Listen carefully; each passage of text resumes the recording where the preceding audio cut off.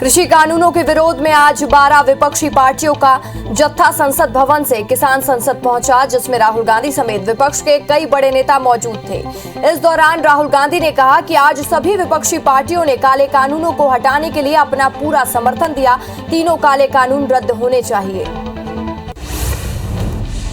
इधर विपक्षी पार्टियों के जंतर मंतर जाने पर केंद्रीय कृषि मंत्री नरेंद्र सिंह तोमर ने विपक्षी नेताओं पर तंज कसा। उन्होंने कहा कि किसान यूनियन के लोग किसी राजनीतिक दल के लोगों को नहीं बुलाना चाहते हैं। ये तो ऐसी परिस्थिति हो गई है कि मान न मान मैं तेरा मेहमान। कृषि मंत्री नरेंद्र सिंह तोमर ने कहा कि भारत सरकार दोनों सदनों में कृषि कानून पर चर्चा करने के लिए तैयार है। अगर प्रतिपक्ष के लोगों के मन में किसानों के लिए थोड़ी भी चिंता है तो प्रतिपक्ष चर्चा क्यों नहीं कर रहा है। वहीं राहुल गांधी ने जासूसी कांड को लेकर भी सरकार पर जमकर हमला बोला। उन्होंने कहा कि हम संसद में पेगासस की बात करना चाहते हैं, पर सत्ताधारी नेता पेगासस की बात नहीं होने दे रहे हैं। नरेंद्र मोदी हर हिंदुस्तानी के फोन के अंदर घुस गए हैं। भारत में खेल के क्षेत्र में दिए जाने वाले सबसे बड़े सम्मान राजीव गांधी खेल रत्न पुरस्कार का नाम अब हॉकी के जादूगर मेजर ध्यानचंद के नाम पर रख दिया गया है। इस बात की जानकारी खुद प्रधानमंत्री नरेंद्र मोदी ने ट्वीट करके दी है। पीएम मोदी ने कहा कि लोगों की भावनाओं को देखते हुए इस अवार्ड का नाम अब मेजर ध्यानचंद के नाम पर किया गया है। पीएम मोदी ने कहा कि देश को गर्वित करने वाले पलों के बीच अनेक देशवासियों का ये आग्रह भी सामने आया है कि खेल रत्न पुरस्कार का नाम मेजर ध्यानचंद जी को समर्पित किया जाए। लोगों की भावनाओं को देखते हुए इसका नाम अब मेजर ध्यानचंद खेल रत्न पुरस्कार किया जा रहा है। जय हिंद। टोक्यो ओलंपिक में भारत के पहलवान बजरंग पुनिया सेमीफाइनल मुकाबला हार गए हैं। अजरबैजान के हाजी अली केस के उन्हें 12-5 से हराया है। अब बजरंग पुनिया शनिवार को ब्रॉन्ज मेडल के लिए अखाड़े में उतरेंगे। शुरुआती मिनट में बजरंग ने 1 पॉइंट की बढ़त बना ली थी, लेकिन अजरबैजान के पहलवान से बजरंग पर उन्हीं का दाव लगा दिया। बता दें कि 65 किलोग्राम वेट कैटेगरी में क्वार्टर फाइनल मैच में पुनिया ने एशियाई चैंपियनशिप के ब्रॉन्ज मेडलिस्ट और ईरान के मोटेर्जा घ्यासी को हराकर जीत हासिल की थी। प्रधानमंत्री नरेंद्र मोदी ने आज भारतीय महिला हॉकी टीम के खिलाड़ियों से फोन पर बात की। इस दौरान हॉकी खिलाड़ियों की आंखें नम हो गई। हालांकि पीएम मोदी ने उनका हौसला बढ़ाते हुए उनकी फाइटिंग स्पिरिट की भी तारीफ की। पीएम मोदी ने खिलाड़ियों से फोन पर बात करते हुए उनके प्रदर्शन की तारीफ की। पीएम मोदी ने कहा, पदक नहीं आ सका, लेकिन आपका पसीना देश की करोड़ों बेटियों की प्रेरणा बन गया है। मैं टीम के सभी साथियों और आपके कोच को बधाई देता हूं। हरियाणा के मुख्यमंत्री मनोहर लाल खट्टर ने हॉकी टीम के 9 खिलाड़ियों को 50 लाख रुपए इनाम देने की घोषणा की है। टीम में हरियाणा के खेलने वाले खिलाड़ियों के लिए उन्होंने ये ऐलान किया है और कहा कि ब्रिटेन की टीम बहुत कम अंतर से जीत पाई है। टीम ने बहुत अच्छा प्रदर्शन किया।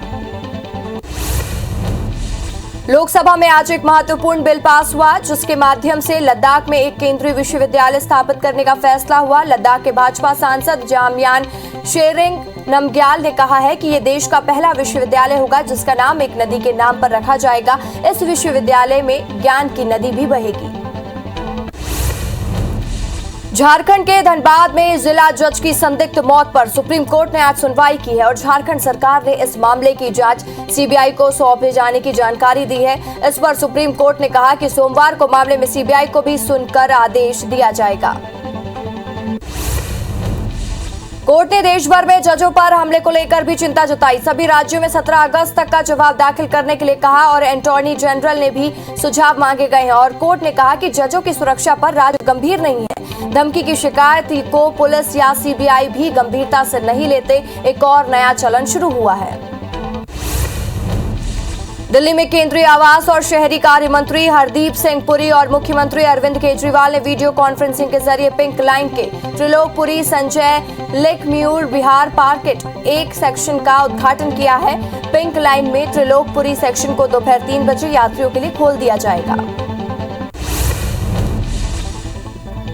गुजरात के अहमदाबाद में 4000 रेजिडेंट डॉक्टर अपनी मांगों को लेकर हड़ताल पर है। रेजिडेंट डॉक्टर राहुल सिन्हा ने बताया कि पिछले साल जब महामारी आई तो सरकार ने कहा था कि अगर आप 1 महीने ड्यूटी करते हैं तो उसे 2 महीने गिना जाएगा। 5 दिन पहले आए परिणाम में सरकार ने इसे वापस ले लिया। ये हमारे आत्मसम्मान के खिलाफ है। प्रयागराज में गंगा और यमुना का जलस्तर 2 दिनों में बढ़ गया है। बढ़े हुए जलस्तर से निचले इलाकों में पानी भर गया है। लगभग 200 से 300 मकान पानी में डूब गए हैं। सड़कें बंद होने से आवाजाही पूरी तरह से प्रभावित है। जलस्तर बढ़ने से घाटों का संपर्क टूट चुका है।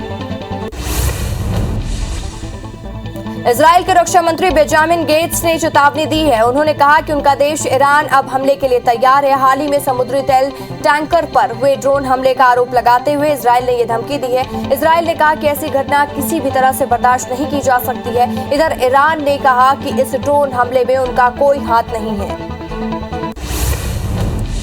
दुनिया में 8 देश भीषण आग से जूझ रहे हैं। इसमें अमेरिका, रूस, तुर्की, ग्रीस, ब्राजील, इटली, स्पेन और जापान शामिल है। आग जलवायु परिवर्तन से लग गई है और यह आग जून से आखिरी हफ्ते में शुरू हुई थी। अब तक 1.13 करोड़ एकड़ इलाका खाक हो चुका है। इसकी चपेट में 40 लोगों की मौत और हजारों लोग बेघर हो गए हैं। देशों में आग बुझाने के लिए 38,000 फायर ब्रिगेड और करीब 650 हेलीकॉप्टर लगे हुए हैं।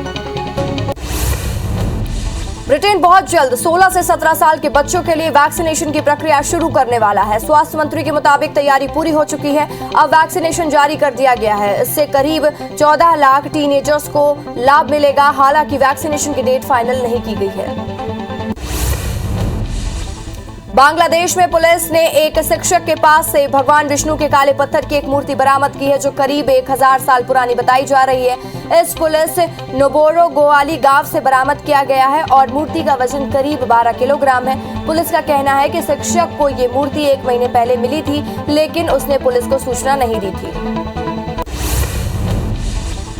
अमेरिका में हाल ही में करीब 5,500 करोड़ रुपए के हथियार ताइवान को बेचने की अनुमति दे दी है। ताइवान में विदेश मंत्रालय ने ट्वीट करते हुए इसकी जानकारी दी है। अमेरिका ने यह अनुमति चीन के साथ जारी तनाव के दौरान दी है, जिससे कई मतलब निकाले जा रहे हैं।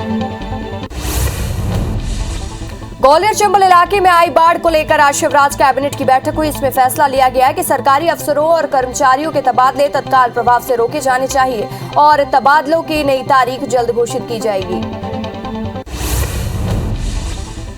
सीएम ने बैठक में कहा कि बाढ़ में मृतकों के परिजनों को 4-4 लाख रुपए आर्थिक सहायता दी जाएगी और साथ ही इससे केंद्र सरकार ने 2-2 लाख रुपए देने की घोषणा की है। मुख्यमंत्री ने बैठक में कहा कि भयानक प्राकृतिक आपदा है, मैंने अपने जीवन में ऐसी त्रासदी नहीं देखी है। मुख्यमंत्री ने कहा कि बाढ़ प्रभावित क्षेत्रों में जनजीवन सामान्य करना बड़ी चुनौती है। उन्होंने कहा कि जैसे तैसे परिस्थितियां सामान्य होंगी, क्षति के आकलन के लिए सर्वे प्रारंभ किया जाएगा। बाढ़ प्रभावितों को तत्काल राहत देने के लिए 50 किलो आर्थिक अनाज प्रदान किए जाएंगे। मध्य प्रदेश में बाढ़ग्रस्त जिलों में अन्न उत्सव नहीं होगा। वहां हमेशा की तरह पीडीएस की दुकानों में ही राशन मिलेगा। सूत्रों के हवाले से खबर मिली है, लेकिन प्रदेश के बाकी जिलों में 7 अगस्त से अन्न उत्सव शुरू किया जाएगा। बता दें कि एमपी में कई जिलों में लगातार बारिश से बाढ़ जैसे हालात बने हुए हैं। बीजेपी प्रदेश प्रभारी डी पुरंदेश्वरी छत्तीसगढ़ दौरे पर है। पुरंदेश्वरी राजधानी रायपुर में आयोजित हेल्थ वॉलंटियर्स की कार्यशाला में शामिल होने पहुंची हैं और इस कार्यशाला में प्रदेश अध्यक्ष और प्रदेश संगठन महामंत्री भी कार्यशाला में मौजूद हैं। मध्य प्रदेश कांग्रेस में खंडवा लोकसभा सीट की टिकट को लेकर तकरार जारी है। मामला अब दिल्ली तक जा पहुंचा है और खंडवा सीट के लिए टिकट की दावेदारी पेश करने वाले अरुण यादव आज दिल्ली में पीसीसी चीफ कमलनाथ से मिले। वहीं सुरेंद्र सिंह शेरा ने भी कमलनाथ से मुलाकात की और अपनी पत्नी के लिए टिकट की मांग की है। मध्य प्रदेश के गृह मंत्री नरोत्तम मिश्रा ने कांग्रेस नेता अरुण यादव और पीसीसी चीफ कमलनाथ की मुलाकात पर तंज कसते हुए कहा कि गृह मंत्री ने कहा कि कांग्रेस के लिए दिल्ली अभी दूर है। कांग्रेसी नेताओं की भोपाल में कोई रुचि नहीं है, दिल्ली में मुलाकात कर रहे हैं। बलरामपुर के संसदीय सचिव चिंतामणि महाराज कोयला खदान के गेट के सामने धरने पर बैठ गए हैं। चिंतामणि महाराज प्रबंधन पर मनमानी और लापरवाही का आरोप लगाते हुए 1 घंटे से धरने पर बैठे हैं, जहां उनके साथ भारी संख्या में ग्रामीण भी मौजूद हैं। भोपाल समेत पूरे प्रदेश में जारी पंचायत कर्मचारियों की अनिश्चितकालीन हड़ताल समाप्त हो गई है। 5 सूत्री प्रमुख मांगों को लेकर 75,000 कर्मचारी हड़ताल खत्म कर अपना काम पर अपने लौट गए हैं और 19 दिनों तक हड़ताल के बाद विभागीय मंत्री महेंद्र सिंह सिसोदिया से चर्चा के बाद हड़ताल वापस ले गई है और साथ ही कर्मचारियों ने अपनी मांगों को लेकर पूरे प्रदेश में घेराव किए थे।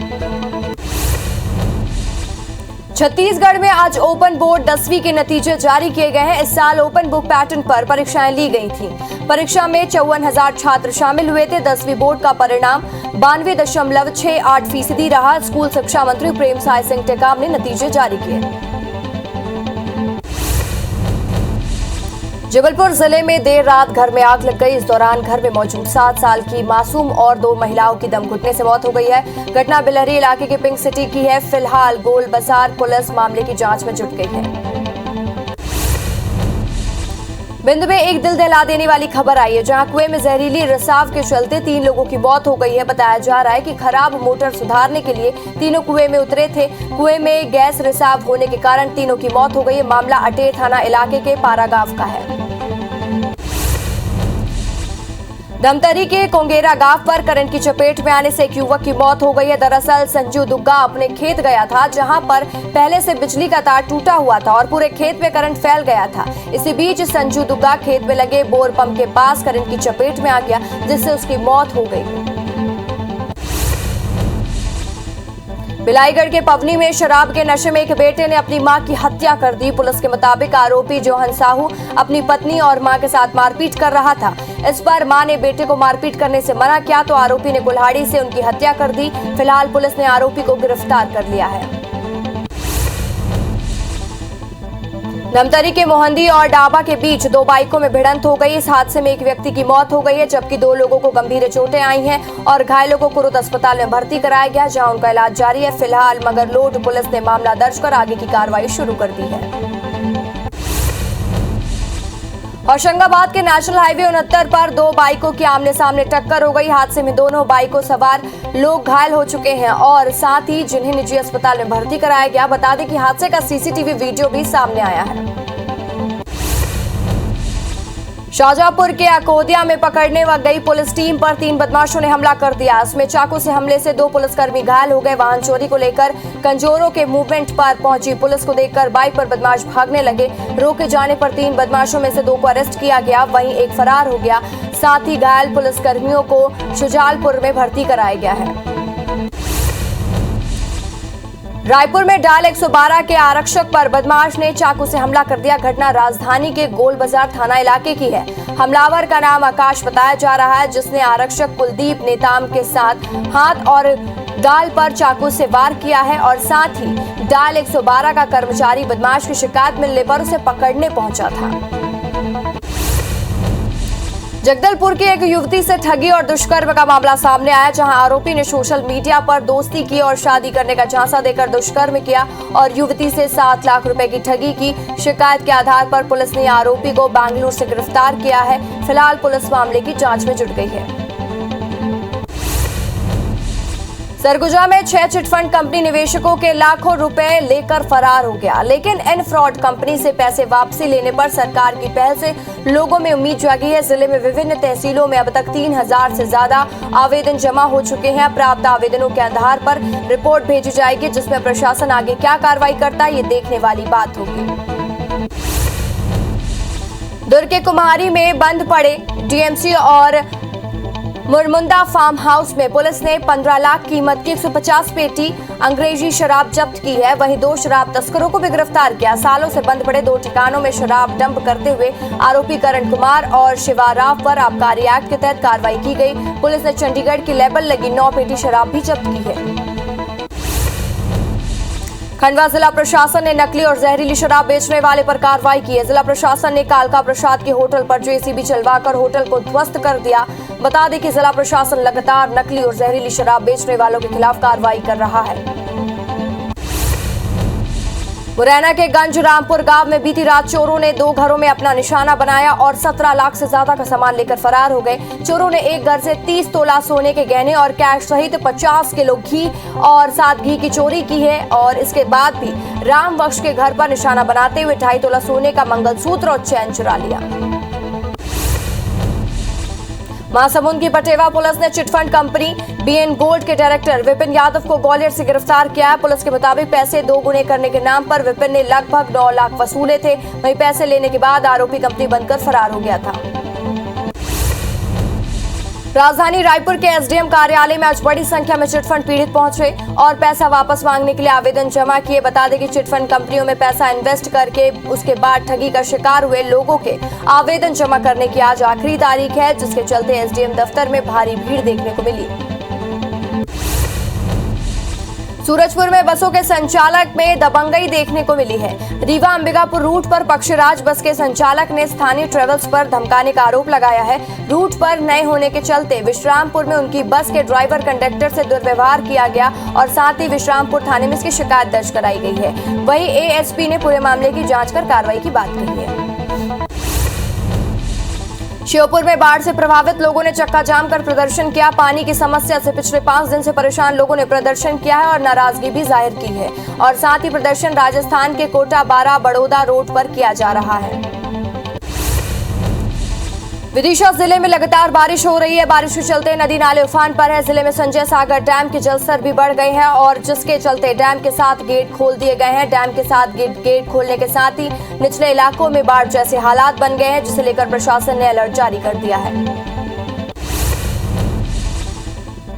राजनांदगांव की आरंभ एक प्रयास संस्था ने अपने स्थापना की दूसरी वर्षगांठ पर 3 दिवसीय कार्यक्रम का आयोजन किया। इसमें टीकाकरण, रक्तदान और नेत्रदान के साथ ही सैनिटरी पैड का वितरण के साथ ही सम्मान समारोह का आयोजन किया गया। इसमें उत्कृष्ट कार्य और अपनी सेवा देने वाले लोगों को सम्मानित किया गया।